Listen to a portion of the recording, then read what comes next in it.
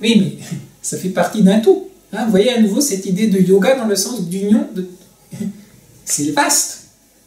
C'est vaste comme horizon. Alors après, on arrive à asana. Asana, ça c'est plus le côté qu'on connaît, hein, dans le sens, c'est les postures. Tout de suite on pense, asana c'est la posture. Alors la racine de asana c'est asi. Asi, alors en français ça donne bien, puisque c'est l'assise. Et on dit dans les Yoga Sutras de Patanjali, dont j'ai parlé tout à l'heure, qu'un des buts de yoga, de la posture, c'est Sukha Stiram Asana. La posture doit être Sukha, agréable, confortable, et Stiram, stable. Hein, pourquoi est-ce qu'on veut une posture qui soit stable et confortable? C'est que tant que vous ne pouvez pas avoir une posture stable et confortable, c'est un peu difficile d'aller à l'intérieur. Si vous voulez vous asseoir pendant des heures pour voir ce qui se passe à l'intérieur, si vous devez changer de posture tout le temps, vous avez mal au dos, etc., ben ça va être un peu compliqué. Donc en fait, toutes les postures qu'on travaille dans le yoga, c'est juste des choses qui vous aident à ouvrir votre corps, à stabiliser votre corps, pour que petit à petit, votre corps soit à l'aise, relâché, tout le temps tendu, je me tiens droit.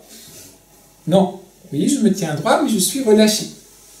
Et après, petit à petit, aussi intérieurement, qu'on soit relâché, mais en même temps qu'on soit stable, qu'on soit centré. Ça, c'est important, asana.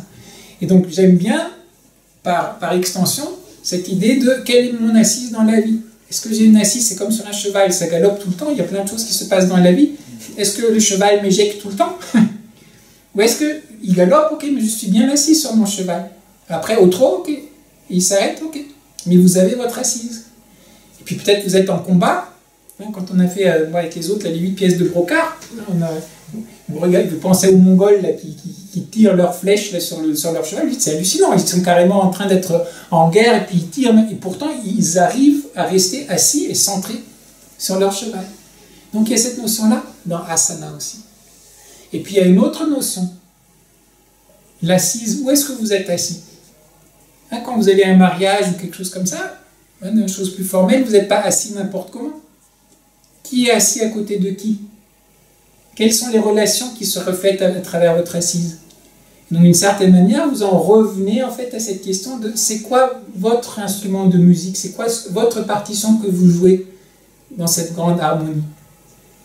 Hein, sans le développer ici, c'est un peu pour ceux qui étaient au Sri Lanka que je vous ai parlé de dharma et de svadharma, hein, de dharma personnel, hein, comment nos dharmas ensemble en fait contribuent à ce que le dharma en fait soit maintenu. Donc ça c'est asana.